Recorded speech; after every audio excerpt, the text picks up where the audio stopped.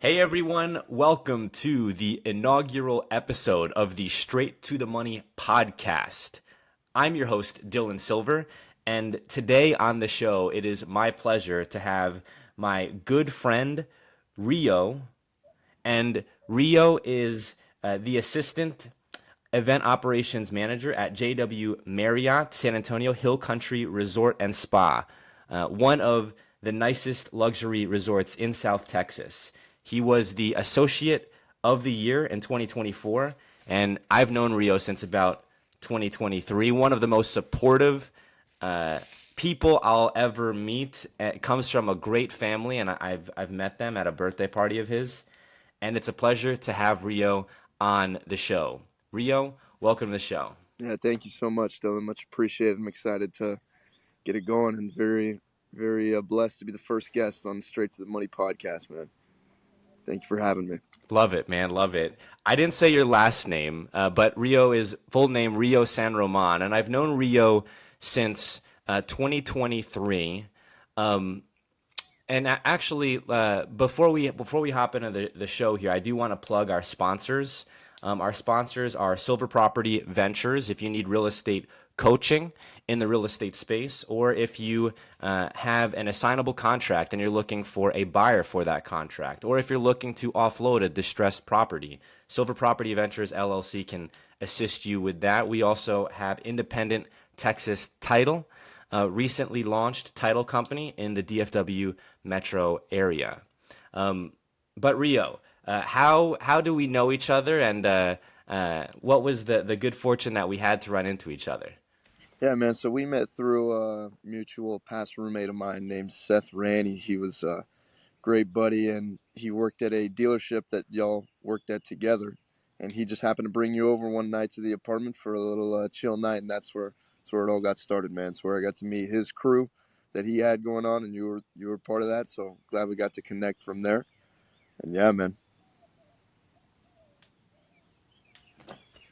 The rest is kind of history. most Rio and definitely. I now have done so much. I've gone to his JW Marriott resort, which is super nice. If you have an opportunity, they have a big lazy river there, right? Am I wrong in saying that? Yeah, no, you're not wrong at all. We have a 9 acre water park in the back, spanning about, I want to say, at least 30,000 square feet. We've got about 5 pools, 8 water slides, and a lazy river wrapping around the entire thing. Plenty of bars out there too. So, if anyone's in the San Antonio area, definitely make your way out there. Yeah, I think the first time that I met Rio, before I knew that he was even Seth's roommate, Seth was our mutual friend, was Seth was taking us to this resort and was like, "Hey Rio," and Rio comes. I think you were wearing a suit, and you came from behind a pillar and come greet us. And I'm like, man, does this guy like own the place? Like he's just showing us around, and I'm like, man, that guy's what a stud, you know. And at the time, I'm 30 now, but I think I was like 28 at the time, and I'm thinking like, man, this dude's just killing it. I don't know how he got into this position, but how old were you at that time? And do you remember that day? Do you remember meeting me, or is that a blur? Yeah, I do. I remember he brought his little crew of goons to come take over the water park, get some of those day passes, some of those wristbands. Yeah, I remember that, man. At that time, I must have been about 19 years old, working at the front office for the JW Marriott. A lot of things have changed since then, but yeah, yes, sir. I do definitely remember that day of him bringing in his goons, and it was very common that I got to use those favors that I could for the front desk. Handing out those wristbands, bringing people in to experience the resort, and I'm glad that we got to meet through that. What was funny was I really could not believe you were 19. You know, I was Hmm. like, that's a that dude's ripping the cover off the ball, and we'll get into that because you've actually expanded in your role since then over at JW Marriott San Antonio Hill Country Resort and Spa. But I remember telling Seth, I was like, Seth, who is that guy? I was like, you that's your roommate? He's like, how did he get that job? Like what? And since then we've been paddle boarding. Uh, what's Lady Bird Lake, right? That's the Yeah, name of Lady it Bird in Lake. Austin. Yes, sir. We went paddleboarding. We got great photos from that. I still have them in my like Rolodex of photos. I want to say one of them in the new iPhone update is like an intermittent background. So like I'll have photos of New York City because I'm from, just outside of New York City, 27 miles from New York City in New Jersey in a town called West Caldwell, Caldwell area, Essex Hmm. County. And then it'll switch on this new iPhone update to a photo of Lady Bird Lake, like sun setting. It was beautiful. Yeah, we had Um, a great time out there, man. and how long have you been going out there? Years now, years. Ever since I first moved out of my parents' house, which would have been 2021. My first apartment was just about an hour and 15 minutes outside of Austin. So every day off that I had, we'd go up there and hit the water out of Lady Bird Lake. That was our ritual, was go paddleboarding out there, get some barbecue right after. So I've been going for about 4 or 5 years now, and just to see the difference in the Austin skyline from that view that we had is crazy. Because I'll look at pictures back from like 2021 when we were out paddleboarding. It's half of what it is now. So I'm excited to go see it today. That's actually where I'm going after this, is to go paddleboard. Funny You enough. going after this? Yeah, Oh my funny enough. gosh, Rio, we have to plan a time. Can we go in May? Can we go We in can May? absolutely we can go in I'm May. You putting you just on the have to come spot. down here, man. You just have to come down here. I'm always down to go, dude. It's still like what, like $54? Yeah, that's the struggle about it is after 4 or 5 years, it's been not smart of me to just buy my own paddleboard, but it's about $50 to take one out for the day. Honestly, if you're in South Texas, it is one of the best activities you can do. And I want to say, correct me if I'm wrong, it's a man-made lake, but it looks more like a river. It looks more like a river. Like it doesn't look like a big open lake. It looks like a river. It's not fast moving at all, but there's an area where you can stand in. There's a bunch of people. Like you're gonna meet somebody probably out there. It is a good time. We're going in May, Rio. We're going. Yeah, most definitely. A lot of people don't realize like they could think that Austin, Texas is overhyped as like this new up and coming city where it's just booming with technology and new young people and stuff. But when you really go out there just for like 4 or 5 hours, like for an activity that we did, you realize like it's like that everywhere around Austin. It's constantly just great people, great environments, and awesome activities that you can do to meet all these people. And God forbid you get a day with good weather, man. Oh my God, you'll be out there all day. Yeah, Yeah, it was a I blast. I've been told they have some type of like DJ out there intermittently. I haven't seen the DJ, but there's reports. There's reports that there is a He's DJ floating out there. around. He's floating around. That's right. Every That's now and right. then he'll be floating around on the water. But yeah, Lady Bird Lake is it. You're right. It is more so of like a river that comes off of Lake Travis, which is just I want to say a little more northeast, south, a little bit more north of Austin. Lake Travis is beautiful. There's some great spots around that. But it kind of comes off that and then just trails through downtown. I guess they more so see it as a lake just because it's way more still water rather than rushing river water that'll take you down current. It's more so just sitting lake water. But yeah, it's a blast, man. I'm not entirely sure about man made or not. It would make sense just because of how I'm sure it's been carved out a little bit to accommodate downtown Austin and the growth there. But I love it. I love going out there. Me too, man. Me too. Pivoting a bit here, you're the assistant event operations manager at one of the nicest luxury resorts in South Texas, The nicest. the nicest. The nicest. And so, and you're a young guy. You're what now? 21, 21. 22, 23? How old are you? 21. 21. Yeah. Was I there at your 21st birthday? Was that You were? 21? Yes, sir. That was 21. Yeah, That was Rio's 21. Rio's mature beyond his years. Young man. Um, how how did you get into that business? And what is an assistant event operations manager? And what's the role like over there?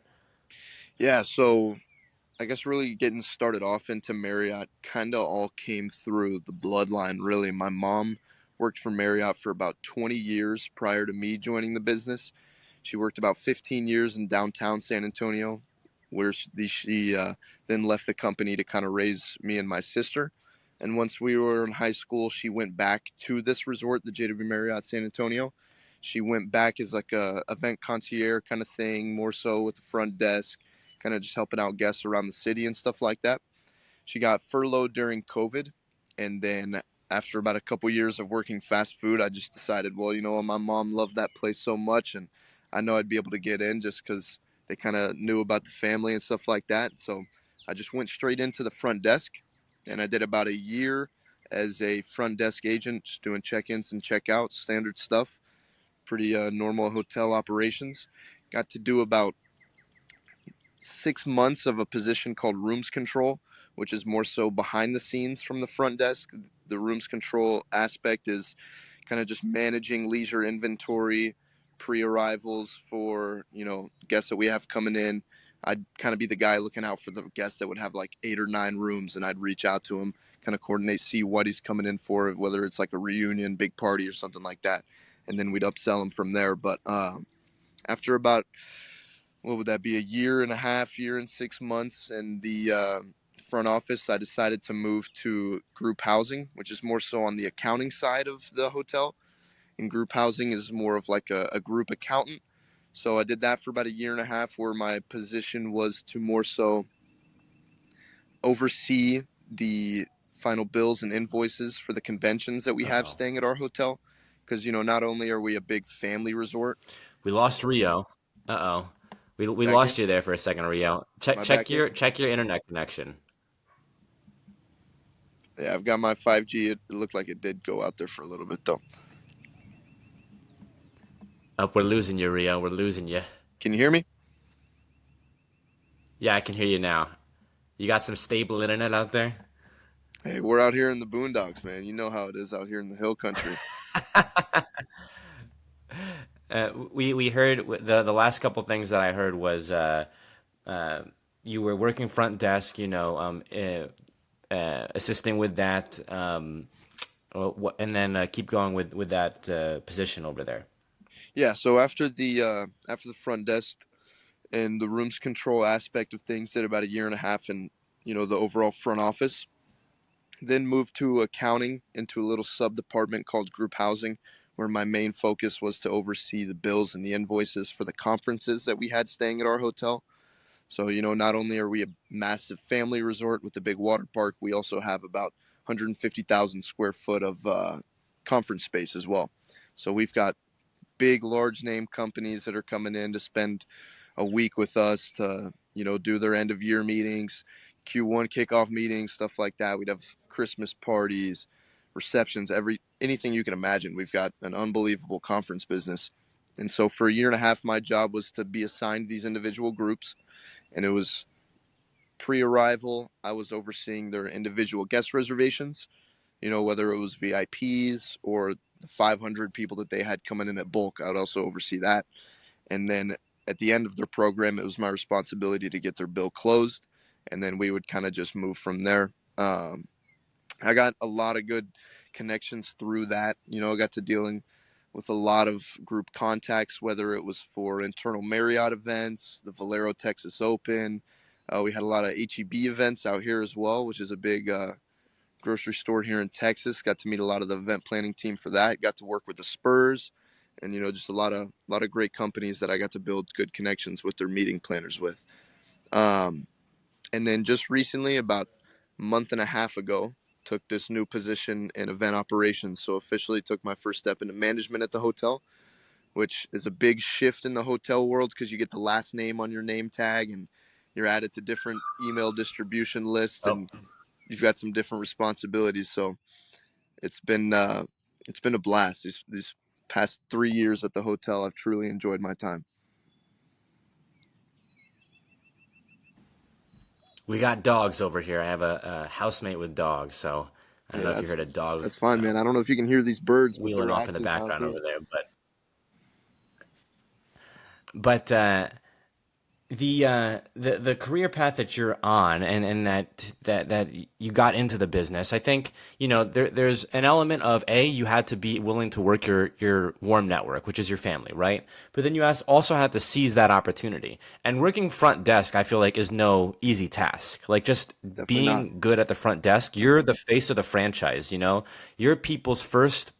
In the car business, I did, about 4 years in automotive. In the car business, we call it heat cases when people get upset or when there's an issue with the vehicle, right? And so Hmm. you kind of are the uh, point man for heat cases, if you will, in the luxury resort space, right? If people have a complaint, they're going to go to the front desk. I'm sure you had more than you can count of those.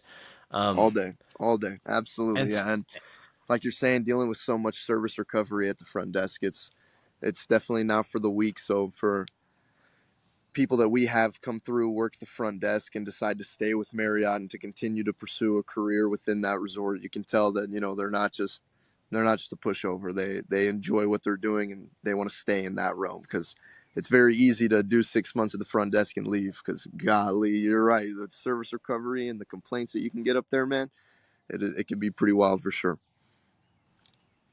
any any complaints that are notable, maybe not without giving away too much detail to protect people, but maybe a story that you're gonna remember and One might thing be I'll helpful for never people in the forget. space. I was only about 4 to 5 months in at the front desk, and I'll never forget this. It was so strange to me. It was a full. We don't, you don't want to use hotel jargon, so we don't really call it sold out. We were fully committed this night, meaning we had all 1,002 out of 1,002 rooms sold. Every room was full, and we ran out of blankets. God forbid we could not find blankets anywhere. We had given all our blankets out to all these guests because families were there. They had kids sleeping on the floors of these hotel rooms, on the couch. We could not find any blankets. So I had this lady come up to me and ask for blankets. I told her, yes, ma'am, allow me 5, 10 minutes to head down to housekeeping. I'm going to head straight from housekeeping up to the floor landings just to see if I can locate any blankets. But just a heads up, we are running extremely low and have come up with no blankets. So allow me some time to see if I can go come up one with you. So I end up returning to the desk after about 5, 10 minutes with no blankets in my hands. And she is recording me. Like she pulls out her phone and is full fledged like recording me. She's Oh not my trying to hide it gosh. in her pocket or anything. She's got her phone in my face and she's like, okay, say to the camera what you're about to say to me. And I'm like, yes. It was really weird because I'd never been recorded or anything like that in public. So I told her, I was like, yes, ma'am, we unfortunately don't have any blankets at this time to send to your room, which looking at it, it seems like a minor inconvenience, but these people are paying $400 to $500 a night to stay at this hotel. So to not have any blankets, I see why she's upset, but it was just it was like a culture shock to be recorded for an issue like that. She had a camera in my face and she was like, I want you to tell the camera that you are out of blankets, that you can't find anything. And I'll never forget being recorded at the desk. That was such a strange instance. It was the only time that happened, and yeah, it was pretty fresh on. It was just such a weird experience. But I mean, day to day, you would just get stuff about people complaining about rates, stuff being too expensive. Not to add on to that, that we'd have like a daily resort fee that wasn't super detailed in the booking process. So they'd get upset about that, whether it was being checked into a dirty room, walking in on somebody, housekeeping walking into them at 9 a.m. saying, hey, it's time to check out, stuff like that. But it was just standard hotel stuff. I think our positives at that resort definitely outweigh any of the complaints that we get because we create magical experiences for sure. That's really the key. I can say that one of the reasons why I left automotive for me personally was I didn't feel like there was enough support, especially for newer associates, newer salespeople with heat cases. And so when you're going in as a newer guy and you're dealing with, vehicles that don't work and managers are telling you like, get it handled and you don't know what to do in that sense, it can be, pretty damn scary. And so you're kind of out there like a human shield and you're like, you know, just trying to resolve their issues, but without a tactical Hmm. or strategic way to go about it. It's super, super difficult. It sounds like that was not the case at all, that you had support, but that in certain instances, everyone's just overwhelmed and you're literally running out of blankets. Woman's recording you. I've never heard of that. Yeah, most Wow. definitely. And like you're saying, it can be tough being on the business side of a complaint like that, to where you have to service recovery. For us, it was the guest. For you, it was the customer. Like, and not wanting to say the wrong thing that can be used against you later. Like for us in the hotel, there were all times where we would get complaints and we would say the wrong thing and maybe give a slight bit of false information because we were brand new to the property. We were 3 months on at the front desk, and we say the wrong thing about hotel rates or something like that.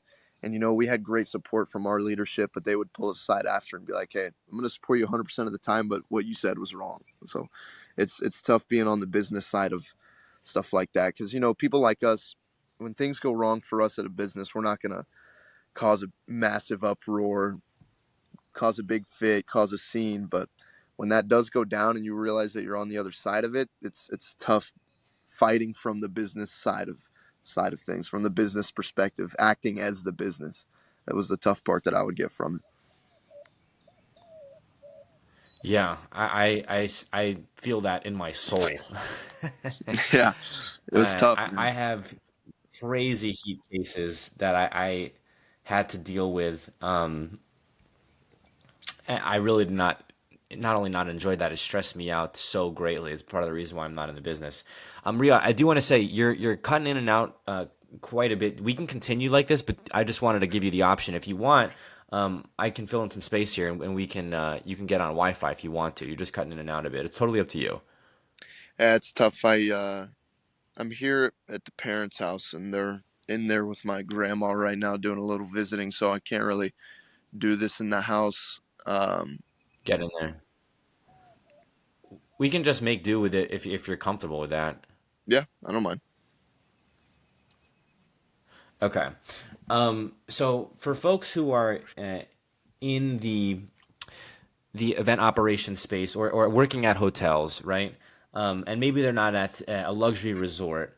How can they prove themselves? Can they show value to get into a managerial role like you're in, assistant event operations? And then also, what are the day to day activities in your role as assistant event operations at the JW Marriott? Yeah, so I mean, if you're wanting to really build a career through a hotel, from what I've seen, not just with Marriott, whether you're with any kind of hotel brand, the way I've seen it to really stand out as an associate before getting into like a management position is not only doing your job well, but helping others do their job well, being the path that they need to get to their solution. So for me, the year and a half that I got to do in group housing, I was also a huge resource to the other departments like sales and marketing, event management, revenue management, and the front office as well. And they, being the bridge for people, because it's always going to feel a little divided, these hotel departments. And it might be like that at every business, to where, you might have seen it at the dealership where finance and the guys on the floor aren't working specifically well together. If you can be the bridge and be the person of help that can get the solution for these other people, they're always going to remember you. And whether it's someone high up in the company already, or it's somebody that is just working at the front desk, you never know who this person's going to be. And you're always having your every conversation is an interview. The way I see it at the hotel, you never know who you're going to be speaking to, who your future boss is going to be. So being the connection to people, getting them to the solution, kind of focusing more on the hotel side of things rather than the guests. For me, it was easier just because I was more behind the scenes for a bigger chunk of my time at the hotel. So getting to help people behind the scenes was more my route. But I spent a lot more time focusing on the associates rather than the guests, and being the connection that people needed to get to their solution, helping them do their job better is kind of the way I see it, is how you're going to really grow in the business. Um, as far as day to day for event operations, it's really a blast, man. We get to see some incredible events here at the hotel: breakfasts, lunch, dinners, receptions, parties. End of year things, start of year things. We get to see some awesome activations with DMC companies come through and some incredible decorations. So we're really just the person on the floor managing our banquet staff, our banquet servers, and our event servicemen, like our housemen that set up these rooms.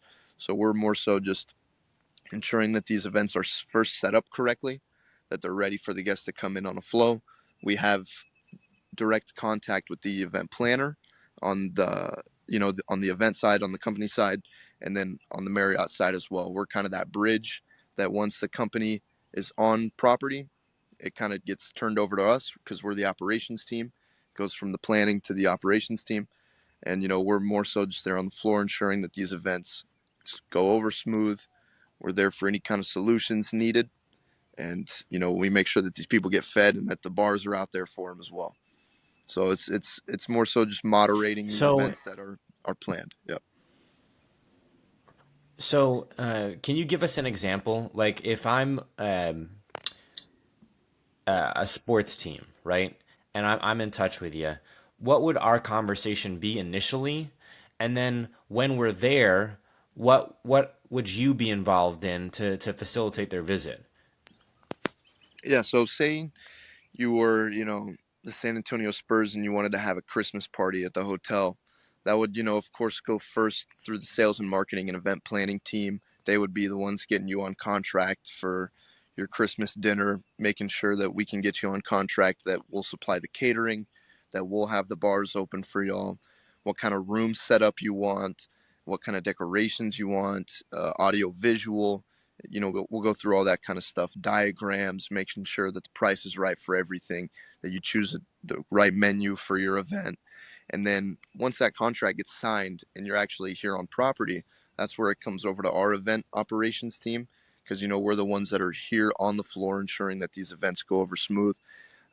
So my contact with you as the Spurs planner would be, once you're here on property and we're about 4 or 5 hours out from the event taking place, we would get your phone number. We'd have you on this group chat with our team in the hotel, ensuring that you can contact us if you want anything changed, if you want an extra round brought in, if you want 30 more chairs set up in a certain area, if you want a third bar added, something like that, if you want to add on to your menu. And then once that event kicks off, we're there in the event, unless you don't want us in there, but we're usually there in the event on the floor, walking around, ensuring that food is being brought out properly on a flow, that we're not running short on anything, everything's being correctly stocked as we go. And, more so just being the moderator between the banquet kitchen and the banquet servers that are making sure that everyone's being served. And, say for like a Christmas party, like a reception we had last night, we were there till about midnight, I want to say, for this party that Oh, this we group had lost them going on. again. Once the I'm gonna group see if leaves, we're of course responsible for tearing that room down, breaking it down, getting it ready for a flip the next day. we lost you at the end there. You're back though. Do you by any chance do you have reception on the porch? Do you have Wi-Fi on the porch? That might be better because you're going in and out, and that was the second time. I don't want to. I want to make sure that we get your story in here. All right, there we are. All right. Um, I may edit that part out. I don't know, but we'll see. But um, going back specifically to day-to-day operations of event operations, you were breaking up a bit there. I heard facilitating their visit. 4 hours ahead, getting phone numbers. Dive a little bit into that. Yeah, so really just being the on property point of contact for these events that we have going on. Being the person on the floor that's there for any kind of contact requests, any complaints, anything needed, any extra food ordered from the banquet kitchen, making sure that the banquet staff and our servers are up to date on everything so that they're set up for success as well, that the room is set up correctly according to the diagram that was provided, and just being the moderator, making sure that that event runs smoothly, staying there for the duration, and really just tearing that room down at the very end and making sure that that check gets posted so that way the group houser can collect on the after part. So it's really just managing. It's more so managing the banquet staff and the servers that we have, but just ensuring that that event runs smoothly for the contact. Do you feel like, as far as degree of difficulty, that um, uh, it's not necessarily um, more difficult. It's just difficult in a different way than being front desk. Because when I think about front desk, I think about like that's a difficult job. Like front desk is you're the point man for all issues. And so, do you feel that way, or do you feel like, you know what, this is it's actually way more challenging? What's your feedback on that? No, that's a good way to see it. It's, when you think of like the actual labor part of it, the front desk would be more difficult. You're standing for your full 8 hour shift, constantly just checking people in and out of the hotel. And that's where you can get very jaded. The event operations, especially being the manager, it's more so managing the staff. So that's where the manager title comes into it. And the difficulty is because, the job isn't terribly hard. You're just there on the floor ensuring, watching these events, making sure that they go over smoothly. You're really just there in case anything goes down and they need a manager. They need a point of authority that can put the foot down and make a decision. But the difficult part of the managing side is, like I was saying, more so just being over the hotel staff, being responsible for the servers, making sure everyone's in the right spots, serving the correct tables, making sure that the food goes out at the right time, that it gets pulled at the right time, that things get broken down correctly, that stuff stays clean.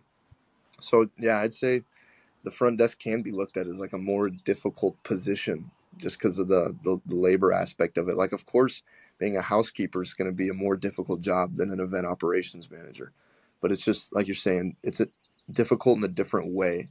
It's it's unbelievable the amount of teams and departments and what goes into the hotel because we have 1,000 associates working there. So you'll see people every day that you don't know working at that hotel, but it takes an army. It takes a whole army to run that hotel. So it's a lot of different jobs that bring different difficulties, and every position's going to have its ups and downs. And I'm lucky to be a part of different sides of the hotel to get different perspectives. Now, we are the Straight to the Money podcast, so we are a business podcast, I'd like to say, with a comedic flair. Um, for folks who are not in the hotel or luxury resort space, how many front desk jobs are there, you think, in any given state, or maybe even if you want in the country? Are these jobs accessible? Do you have to know someone? Like, do you have to have a way in order to get these jobs? And then, if you feel comfortable saying this, I think our audience would like to know, what's the expected salary ranges? I'm sure it's going to vary, of course, but what's the expected salary ranges or hourly ranges for a front desk, and then for someone in your shoes? What are the ranges there? Yeah, I mean, for front desk positions at hotels, if you're not just looking brand specific like Marriott, like whether you want to go to Hilton or Hyatt or something like that, there's a plethora of jobs. The difficulty isn't finding those jobs. I feel like if you want to be in a luxury resort, the real part of it, you don't necessarily need a connection to get a job at the front desk. It's all about the interview. Like, if you can present yourself as a luxury individual to your future managers during the interview process, then you can 100% secure a position at the front desk of a luxury hotel. You just have to interview well.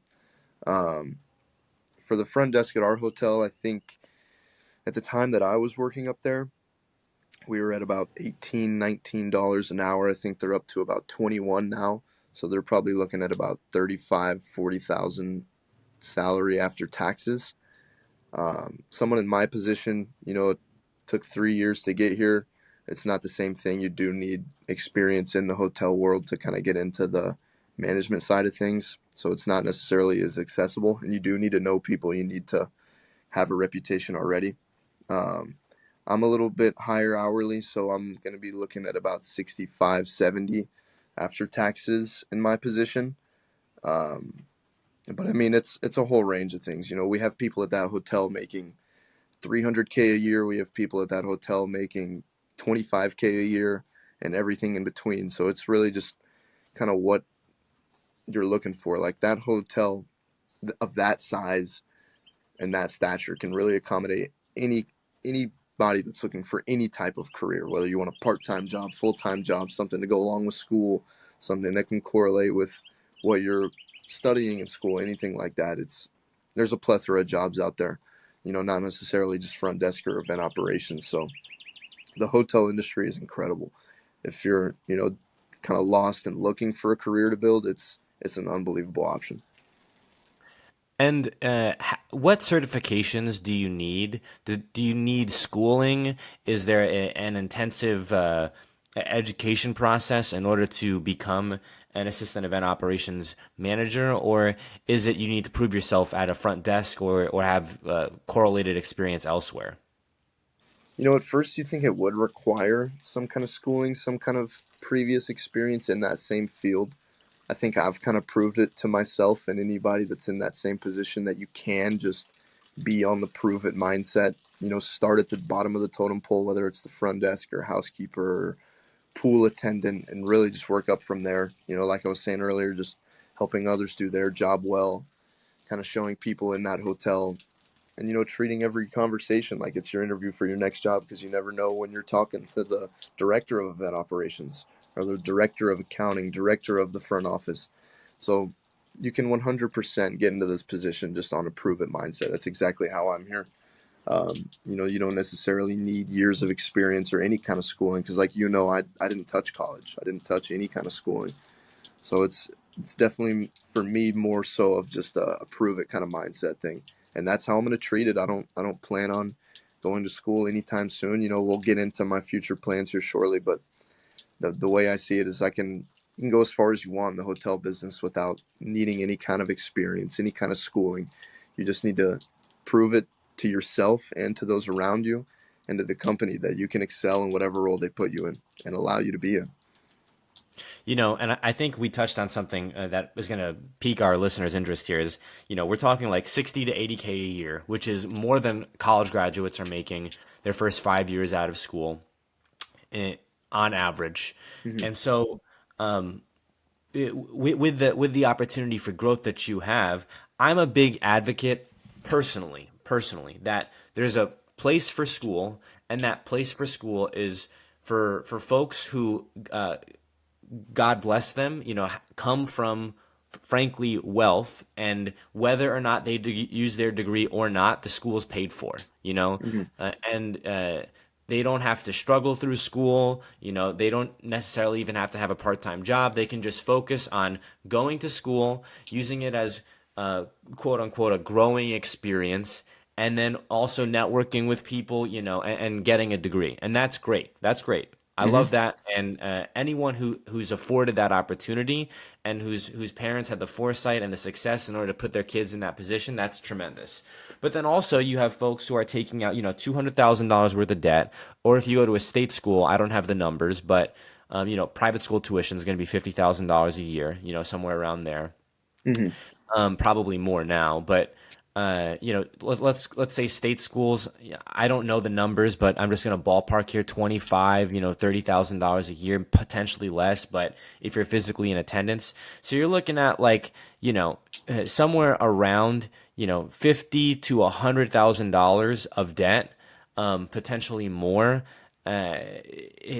In your education, and if you don't have a concrete way to, as soon as you get out of school, more or less be guaranteed, like, hey, as a school we will refund you your money if you're not making 80 grand, then, like, in my perspective, and I think in the perspectives of many, it feels like a slap in the face. It almost feels like, I put all this money into it, 4 years of my time, and I'm not able to be gainfully employed in the United States, both due to the cost of living and due to the job market. They're all saying I need 5 years of experience. So I would say, for folks who are looking at, well, how do I get into a managerial position? You could look at your education as, hey, let's go do front desk. In Rio's case, he was front desk for, what was it, 2 years, 3 years?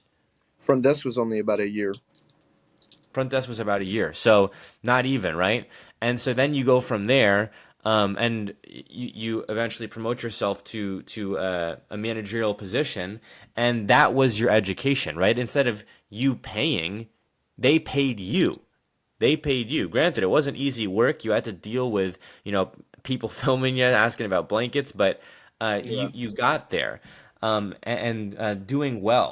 So let's talk about, the career path for someone in your shoes. I like to say in my shoes, I'm in real estate wholesale, but ultimately I'm on the real estate investment track, and I've been doing this since 2023, July of 2023. You start off with not knowing how to get into the industry.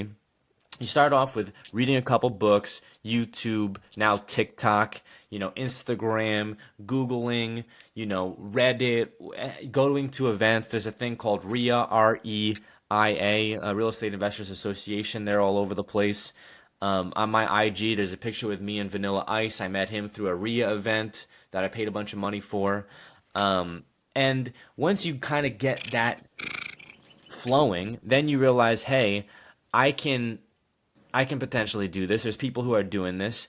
In my case, I started off wholesaling and I'm still in that phase. And then once you get through wholesaling, then you go do fix and flips. Then once you go do fix and flips, now you're instead of generating, let's call it 1,000 to 15,000, now you're at, 15,000 to, 50,000. And then when you're doing that, then you can do buy and hold. You can do short term rentals. Now, granted, you don't have the immediate cash sometimes, and in some of these deals, people are actually negatively cash flowing, which there's a whole. I could go off on a tangent about that. But then Yeah. from there, let's say you do that for a handful of years, 5 years, 10 years, whatever it is. Uh, People are now seeing note buying, which is effectively lending money is a really boiling it down way to look at it. And then you also have hard money lenders, construction loans. There's all these ways people can get into commercial, but this takes like 30 years. So the span of being on the outside looking in to then the end, which is you're doing commercial or you're lending money, is tons of time, and you're going from having no money to having some money, we'll call it $10,000, to then having, 50, $100,000, to then doing fix and flips, to then finally at the end you're lending money or doing commercial deals where you've got, somewhere around the ballpark of, $5, $10 million or more. So what in your mind is the career path and trajectory? It doesn't have to be in that much detail as I went in, but is the career path and trajectory of someone in the uh, hotel industry, which you may know a little bit about, and then also the luxury space, because I feel like they're parallel to some degree. Hmm. Yeah. So I mean, in at least just this resort that I've worked at, and I feel like it would be at most Marriotts or most hotels in general, the kind of consensus that I get from people that have been in the business for like 25 to 35, 40 years is that they never really expected Marriott to be their full career. A lot of these people started off in the same space, whether it was housekeeping, front office, food and beverage, and stuff like that in the hotels. It kind of, the career just builds itself. If you're a good talent and you do well in your position, the career will build itself for you. You will get these opportunities and get these job offers. That's exactly how it's been for me. So the way I see it, I mean, as an 18-year-old starting at the front desk, I didn't think Marriott would be a full, quarter century career that I would build. But I mean, at this point, I feel like I've proved it to myself that I can do it pretty well. And I see no real stopping point. So I don't know, why somebody like me couldn't run a hotel one day as a general manager or even work up as high as the, CEO of the company. Someone has to be the CEO of Marriott in 40 years. So why not me? It's kind of the way I see it. Someone's going to have to run that company one day and somebody's going to fill the position. So I feel like aiming for the top is really the best goal you can have. I really want to make an impact in the hotel world, which was so strange. Never thought you'd be saying those kind of things, but like I'm saying, the career just kind of builds itself.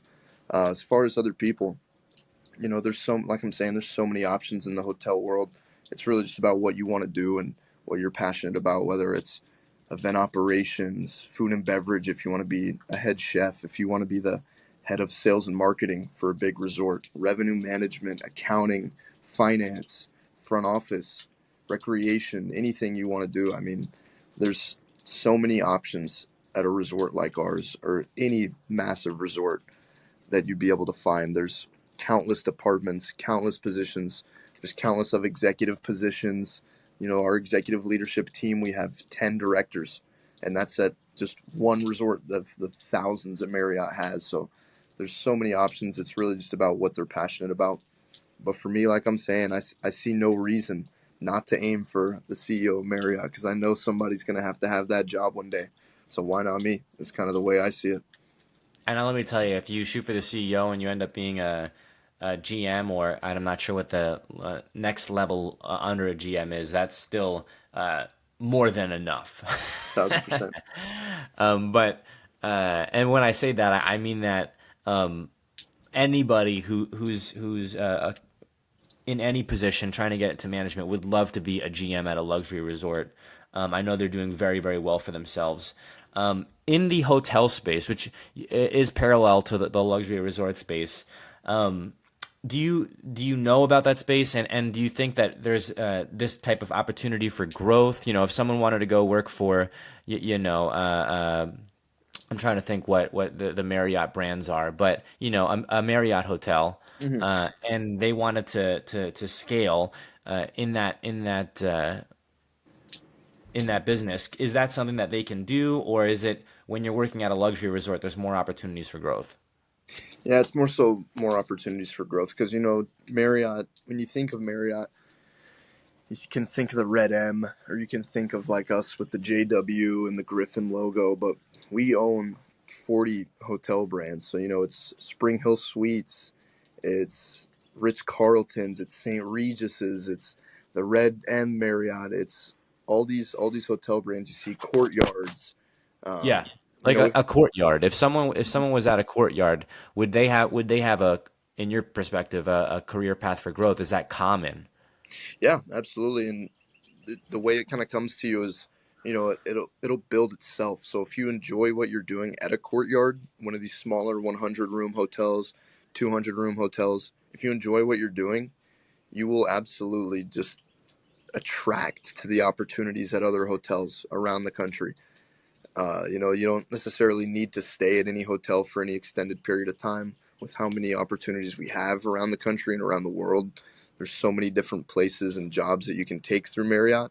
So whether you're looking for a promotion or something like that, you never have to look in house. You can always look at the bigger fish. Like for me, if I wanted to get a bigger, better job at another Marriott once I'm done here, I could absolutely do that. If I look at cities like Chicago, LA, Dallas, Houston, anything, there's so many options. So yeah, you could start at the very bottom of the totem pole at a Spring Hill Suites and work yourself all the way up, because I can tell you one thing, if you can survive and thrive at a smaller hotel, you can absolutely do it at one of the bigger hotels, because the scope of responsibility is so much larger when you have less rooms. Because like for example, we have 10 assistant event operation managers at my resort, and at a Courtyard there's probably one. So it's like you're really on the hook for everything. You are the full scale manager of that kind of stuff. So to be the GM of a Courtyard compared to the GM of a JW Marriott resort, it sounds like a lesser position, but if you can survive and thrive at one of these smaller hotels, your scope of opportunity is massive, just because of how many hotel options we have. So yeah, I mean, there's regardless of where you are working at, if it's a Marriott, if it's a hotel brand, you have so many opportunities around you that and they'll find you. They will absolutely find you. And How I many think, people in those upper echelons, like specifically where you're at, started, or are you aware of starting at the front desk? I mean, I can tell you the previous GM that we had at our hotel, he just retired, but after about 35 years with Marriott, he started as a housekeeper. He was not necessarily a housekeeper, he was like a housekeeping coordinator for Starwood Hotels, which was a brand that Marriott bought back in the 90s. But he started as a little housekeeping coordinator. And I think our current resort manager, which is the number two in charge, he started as a food and beverage server in a hotel outlet 30 years ago. So, you can get great stories and great experience out of these people that work at these hotels if you just talk to them, and they'll give you all the motivation you need to go pursue anything, because they started at the bottom. Here at Straight to the Money podcast, I want to give folks who are in the W two some perspective and some opportunities, even in thought, to look outside and to see, okay, here's a potential growth path. I knew that in the career that I was doing before I got into real estate and automotive, there's unfortunately, and this is just how the industry is, they don't give folks a lot of opportunity to expand themselves. You really have to seize it by the horns. You really, really do. There'll be folks who will differ from me on that, but what I've seen is that you have to be the top performer in order to get promoted. And then once you get promoted, you're still on commission, so you have to prove yourself. So if you don't kill it in the first 6 months or the first year, you're not going to stay there. They're going to put you back down into sales, or if you're in F&I, which is finance and insurance, they're promoting you to the desk, which is newer used car managers, and you don't do well at the desk, they'll put you back into F&I. And I would see that. I would see that. When I was at Nissan, I would see that. When I was working for Dodge, I would see that. When I was working for a used car dealer, I would see that. And so, I think when folks are talking about what industry to base a career out of, unless you know in your blood that you're a natural salesperson, you probably want to find a career path where there are abundant opportunities for growth. There is expansion. The industry itself is doing well. And where they will train you. Like, so yeah, of course you want to do as well as you possibly can in your first 6 months in your first year, but you also recognize that, if you're not hitting the ground running from the gate and knowing everything that you need to know, but you're showing up and you're doing what you're told, and you're learning, that's good enough. And so I like to tell folks, hey, you got to find those areas of expansion. You got to find those career paths in those fields where the business is expanding, the market is expanding. There's opportunity for growth. People are willing to train you. And specifically speaking on automotive, what I can say is there's a trend away from the individual and more towards, you know, I don't want to say AI, but more towards machines, right? So people want to eliminate the human. That's why you're seeing these extensive surveys, which was another reason that I got out of the business. Initially it might have been a 5 or less question survey, asking folks how they did. But then at the tail end of it, for most of the brands except for Toyota that I'm aware of, it was like a 40 question survey or more. And it would ask everything from the cleanliness of the dealership to the, disposition of the managers, which the salespeople have no control over. So, it's a very frustrating process, where your pay is entirely predicated on that, like 50% or more sometimes, depending on Jeez. the pay plan, both from the individual dealer and then the make that you're in. So, I was working at a Nissan dealer in San Antonio where Seth currently works, and at that time, which was like 2023, I want to say it's 2025 now, it felt like about 50% of your pay, maybe a little bit more, was tied up in those surveys. Because on the dealer level, Wow. your pay was predicated on the surveys, and then on uh, the national Nissan level, you get paid from two entities as a 1099, I believe, from Nissan. They didn't take taxes out, of course, and then as a W-2 from your franchise dealer. So I say all that to say, when I was looking at other career paths, I saw real estate and I saw the market expanding significantly, and it was obvious. You see apartments, and I'm sure you still in San Antonio, apartments going up everywhere, right? Mm-hmm. Of You know, course. I was living over, if you're in the San Antonio area, I was over by what was it? Help me out here, Rio. What's that area called? Uh, like La Cantera, the Dominion Yeah, area, yeah, there you go. over I by the was over rim. there by La Cantera. There was a pickleball place, Chicken and Pickle. You had a Rock and Brews. you had all these places over there, and then they're putting up more apartments, more apartments, more apartments. So I said, wow, real estate is expanding. How do I get into this space? And so I ended up in real estate wholesale. And so one of the other touch points for this show is I want to talk about the benefit of opening up a business and of LLCs. And we talked a little bit before hopping on here, Rio, that one of the reasons that people should have an entrepreneurial mindset and why it's encouraged in the United States, and consult with your local tax guy before heeding this feedback. But you can open up an LLC, and if you report losses, those losses will offset your tax burden from your W-2 job, I believe, for 4 years. And this has been my experience. So, if you have an LLC and you're just getting started, I use the example of a DJ, right?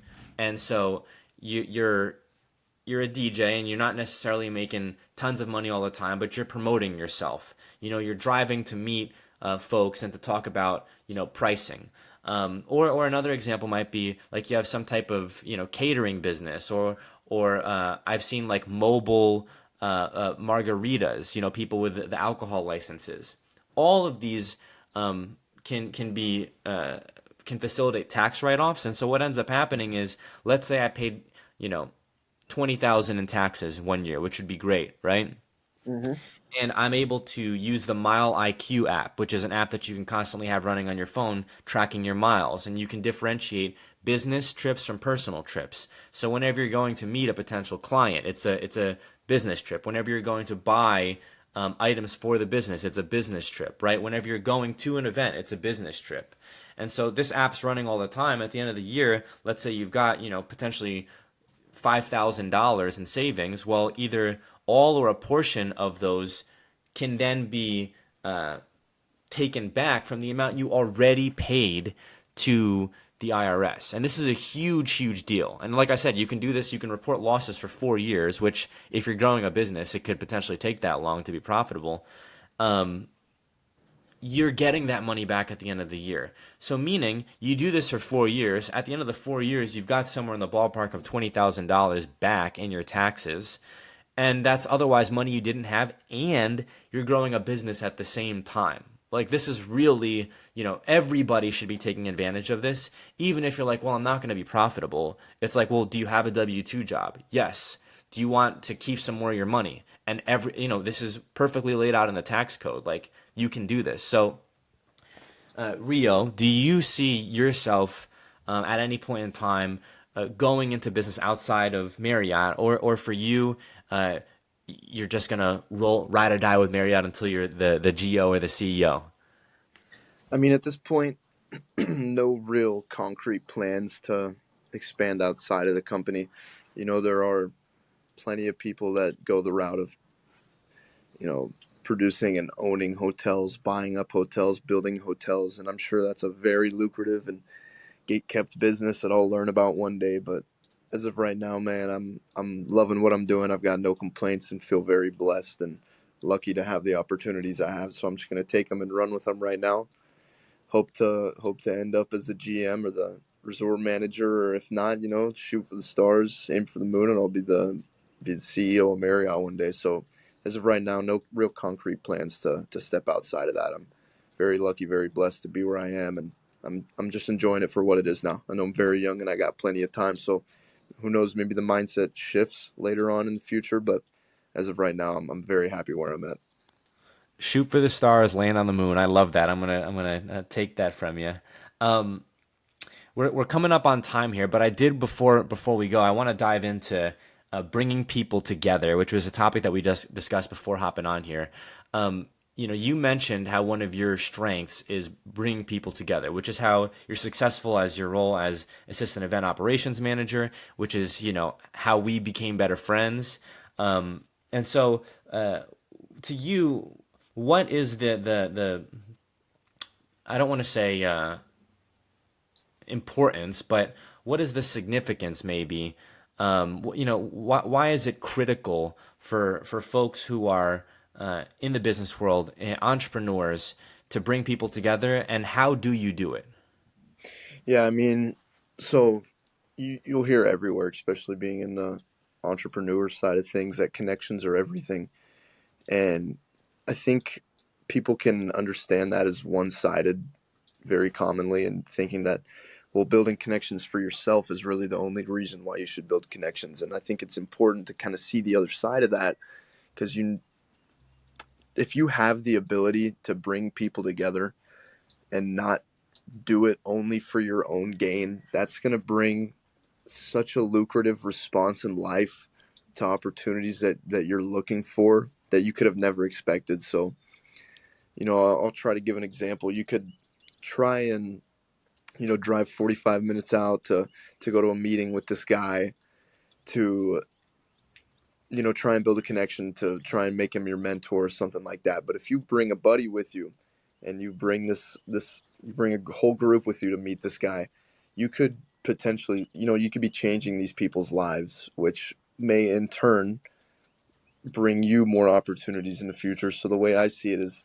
bringing people together is so unbelievably important, to see the other side of it, and not just build a connection for your own personal gain, but to build a connection for somebody else can reward you in the end. And the way I kind of see it is it's just a multiplier. If you're looking at a bowl of M&Ms, you could feed yourself one M&M one by one, and you could be building plenty of one-on-one connections.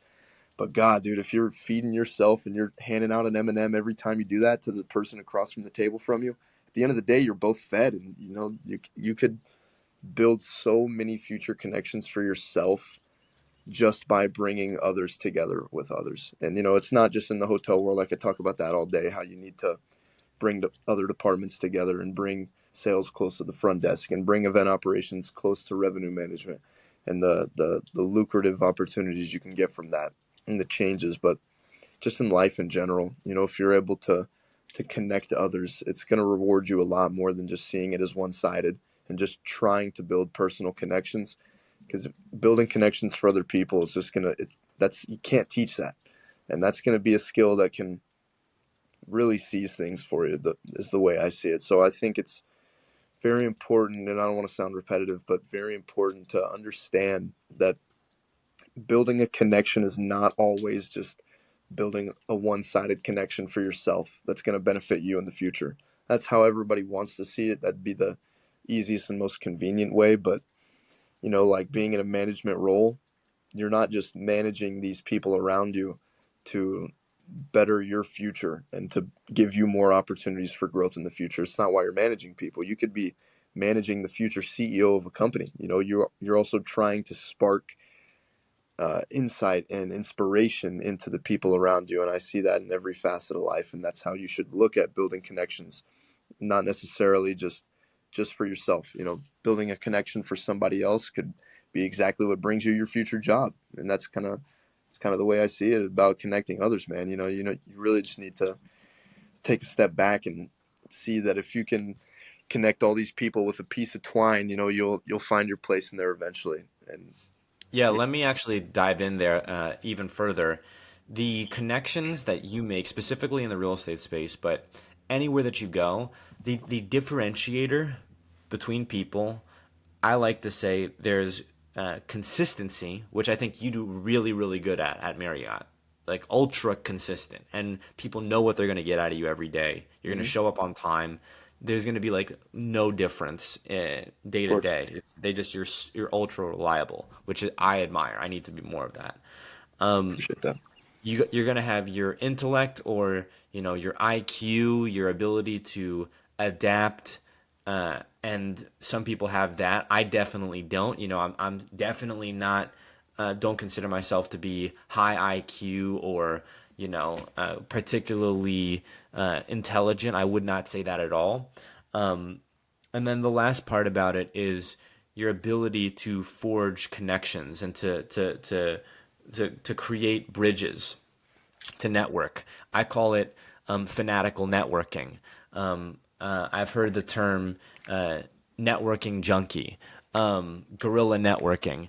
And this is where I initially was terrible at. Like I when I was a kid, I knew nothing about this. I did not come from sales background. None of the people that I knew were in B2C sales, which is, business to consumer. Hmm. And so they didn't have that type of, ability to shake a hand even, right? I learned that from, Andy Elliott, watching his videos, is how to shake a hand, right? To where you're greeting someone, you're like, "Hey, I'm Dylan Silver.